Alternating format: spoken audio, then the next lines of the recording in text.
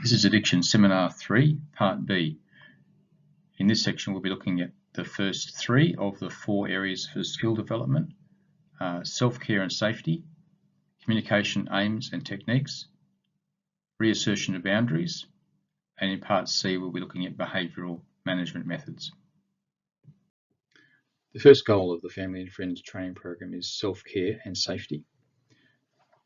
It may be self-evident, but the lack of emotional well-being can certainly affect one's ability to help their loved one, just as a lack of oxygen may creep up on a person before they can get their own oxygen mask on if they're busy looking after their dependent child. In the same way, one's emotional oxygen, if you like, has to be attended to strictly before you can really be sure that you're going to be in a fit state to make the right decisions for your loved one. Also, domestic violence can be a very real danger, and we discuss issues of safety.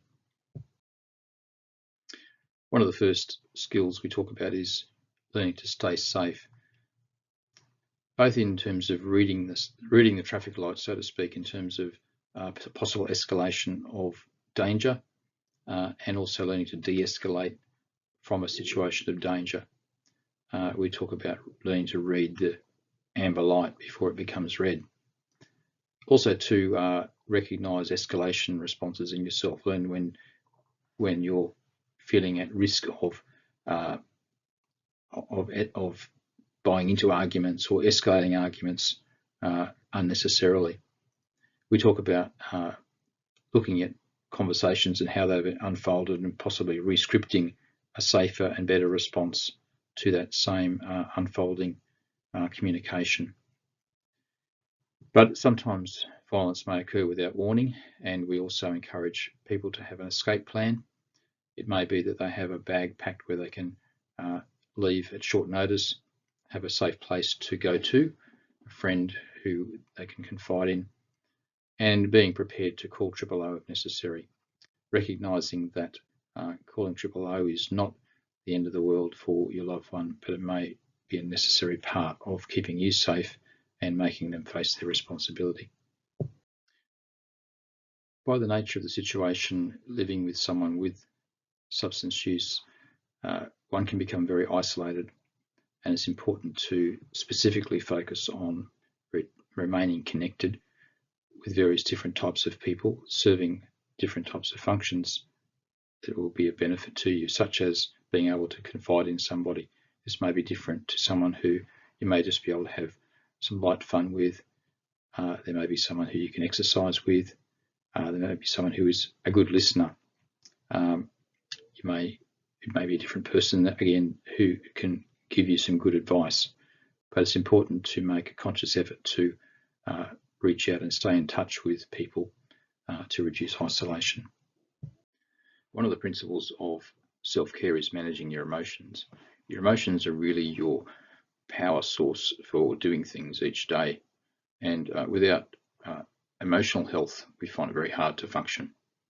So we need to take care of ourselves and even consider seeing our GP if we've become depressed or unwell in some way. We need to learn techniques to handle negative emotions, and that's probably best carried out in association with a counsellor or a psychologist. And we need to plan for change, both in terms of setting limits on our loved ones' behaviours that are impacting our emotional health, but also our own situations and behaviours. When trying to maintain our emotional well-being, it's sometimes good to survey our life in terms of working at areas that are really dragging us down and causing us grief. This is a survey which canvasses different parts of our life and asks us to rate how happy we feel in that area. It allows us to identify areas that we can possibly work on to improve our overall emotional well-being.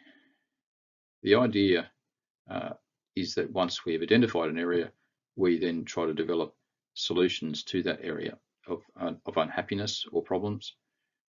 There's a technique called brainstorming where one writes down every possible solution that comes into your head and then focus down on achievable or practical solutions to a problem.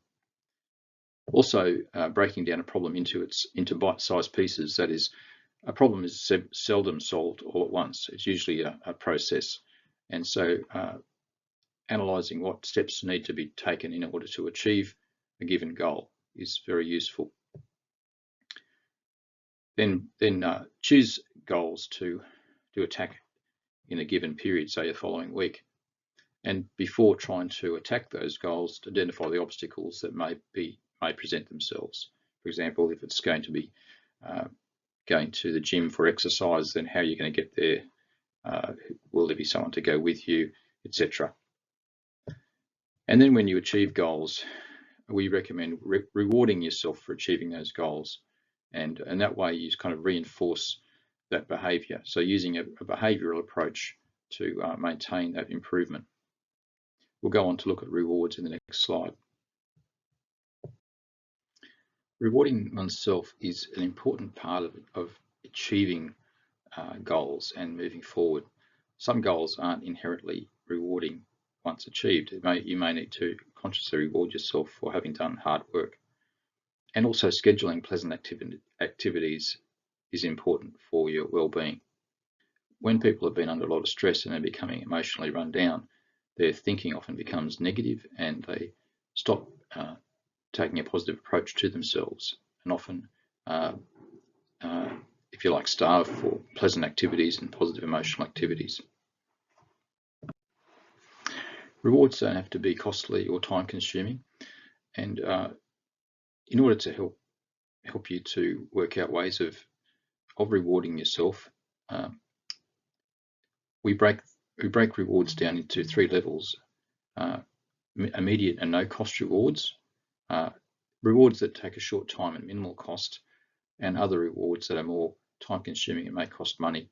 So immediate rewards may just be a self-affirmation, such as "I can do it," saying a prayer, or a affirmation to oneself, smiling to oneself, taking satisfaction in something you've done, or a journal entry. These are immediate and cost nothing, but they can make a difference to your behaviours.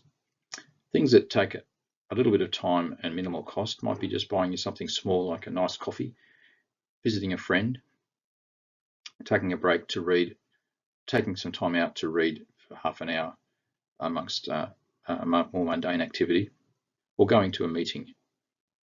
And then for larger goals, you may wish to buy yourself a larger item such as new shoes or flowers, join a gym, or pursue a craft.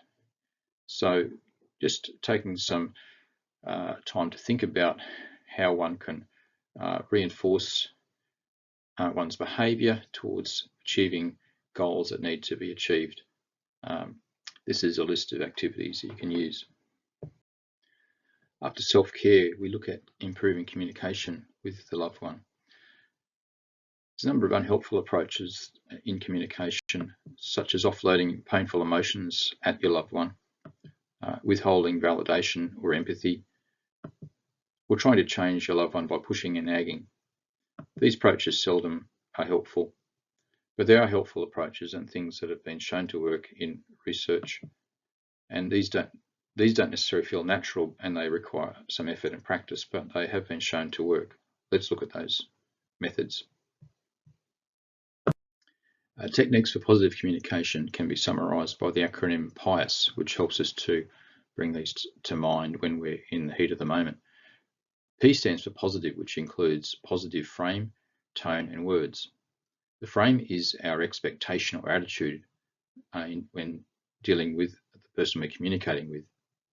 For example, if we would like the lawn mowed, we might say, "The lawn needs mowing, but you probably won't have time," which implies a negative expectation of the person. Whereas if we said, "The lawn needs mowing if you have time," is a more positive approach. The tone also is important. So "the lawn needs mowing if you have time" sounds negative, and it implies an expectation that the person won't do it. Whereas "the lawn needs mowing if you have time" is a more positive approach. And the words we choose, it's important not to use abusive or pejorative terms when talking with their loved one.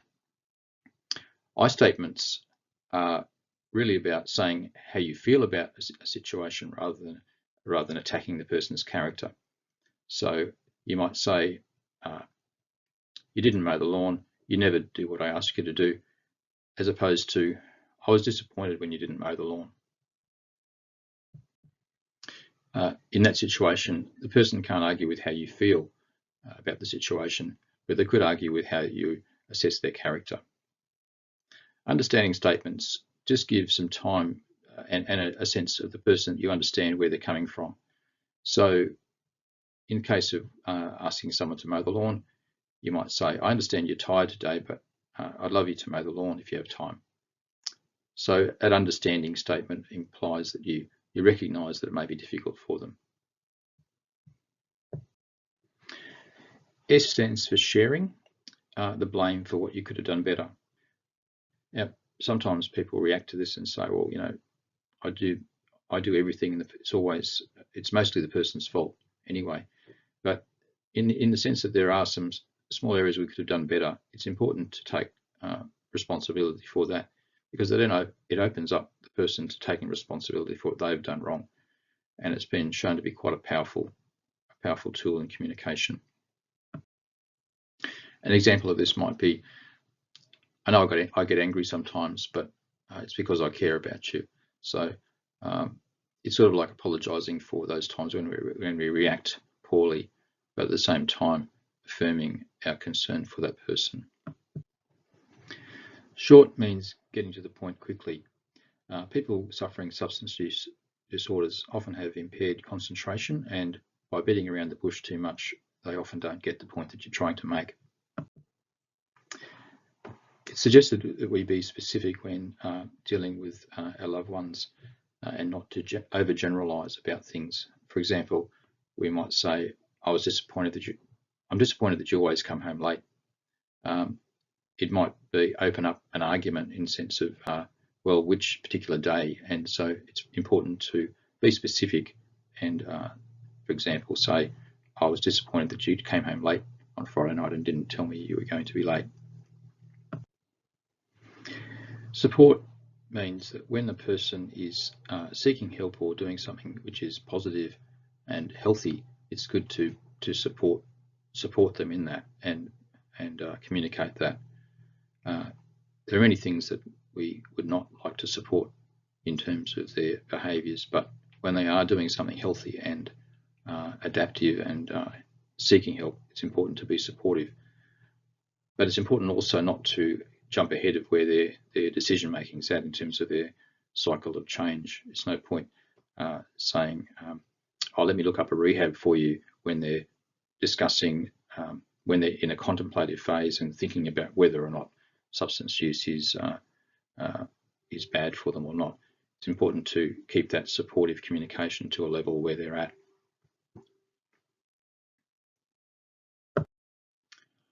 We've talked about self-care and safety and communication skills. This third goal is about resetting boundaries.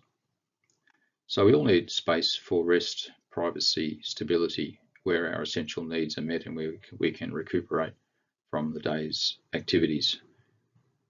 When we have a loved one living with us who has substance use, they often push the boundaries and bring chaos into those parts of our life where we need stability and safety. The question is, how do we regain control of that part of our life, part of our home where these things are happening? The next couple of slides will look at this. So let's identify those areas that could be that are typically problematic for people living with a loved one who has substance use. And the point here is to identify those areas and also to identify how severe those problems are. So, for example, in antisocial behaviour, it may start with verbal abuse, go on to property damage, threats of personal violence, or even eventually personal assault. In terms of illegal behaviours, the loved one may be start off using off your premises, but then eventually start using on your premises, maybe keeping paraphernalia on your premises, and possibly even progressing to selling drugs from your premises. In terms of damage to your property. It may be anywhere on the scale from just very messy room to a mess in the shed areas to damage to walls, and possibly even risk of fire in the house from smoking in bed and that sort of thing. Financial stress may start as just not contributing to the needs of the household, to a disregard of ownership of people's property, minor theft or major theft, and possibly standing over members of the family for money. Physical members of the family may suffer from stress in terms of just mild anxiety to major mental health impacts. And physical risks may be on a scale from health impacts to serious assaults or injury, possibly even murder in some cases. So we've been talking about a range of different sort of bad behaviours and a spectrum of severity of those behaviours, and in relation to that, we suggest that you decide on implementing new limits on those various different behaviours that may be occurring in your setting. What is a reasonable limit? And to explain that, I'll just give you an example of a road barrier which is there to protect you from, say, driving into a wall or driving off a cliff. That barrier needs to be placed at a position where it's going to protect you from hitting the wall or going over the cliff. There's no point having your limit as being something which is virtually life-threatening or extremely severe. It has to be back far enough that it's going to make a difference for you. Now, when implementing these new limits, you need to decide on the new limit and then consider how you're going to apply it. And it's obviously, if it's a very a life-threatening thing, you need to change that urgently. You may need legal help to do that. When it's something like, say, a person coming home under the influence of substances and it's been happening gradually, worsening for over some years, it may be difficult then to just unilaterally impose a new limit. It may be that you need to wait for some sort of crisis to occur, or perhaps you can just sit down and have a talk with them and decide this is what's going to happen. But it may be that you need some sort of crisis, for example, some property damage to occur for then that a new set of terms to be presented and discussed. So crises can be opportunities for change. It's important when you have a crisis that it's not just your crisis, that it's also their crisis. So, for example, if someone is charged with some driving under the influence charge, it's important that you don't make it too easy for them to get out of that, but make sure that they do feel the effect of their actions in terms of its consequences on their life. So, having decided on a new limit, it's important that you communicate that new limit, those new terms of engagement, if you like, how that person is going to behave within your personal space of your house. And it needs to be a reasonable expectation under the circumstances. That is, you're not likely to get everything you want at once.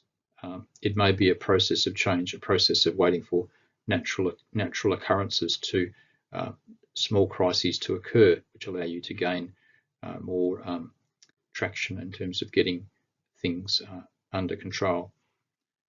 And you also need support when having that conversation. Make sure that you have an escape route, that you can de-escalate the situation and stay safe in case things become heated. Surprisingly, it's common for agreement to occur, especially when the person is sober and has looked back on their behaviour and says, well, that is right, and I agree to these terms.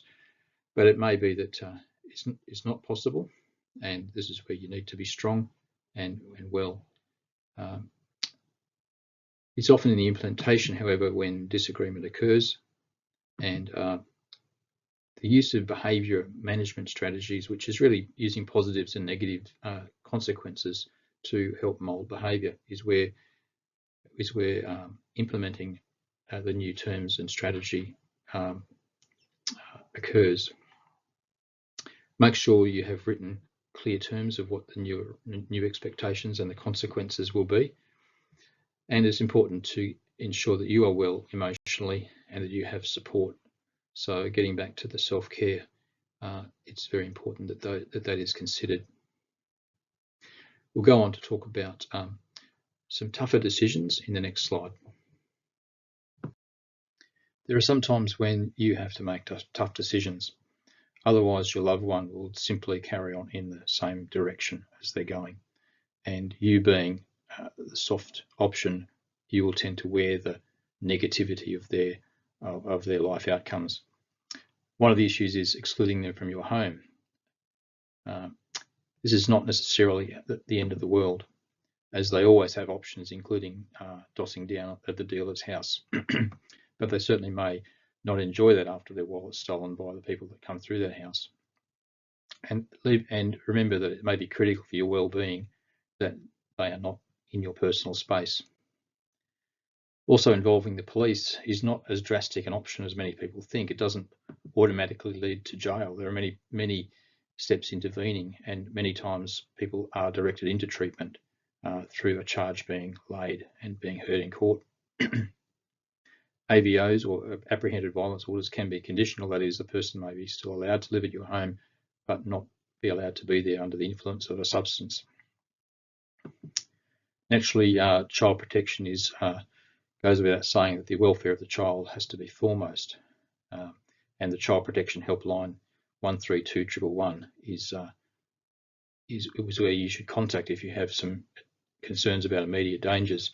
In less urgent custody issues, then talking to the chamber magistrate at the courthouse may be valuable. That is in the case where you may, as a grandparent, be left with the care of your children for periods of time, and you need to clarify your rights and responsibilities in that area. And then if your loved one is mentally or physically unwell, it's certainly a concern, particularly if you decide that they can't live with you. Remember to involve the mental health services, and there is an intake line that you can refer them to yourself, and simply keep referring them until they get seen. But when the person is quite unwell, then certainly ringing the police and ambulance is important.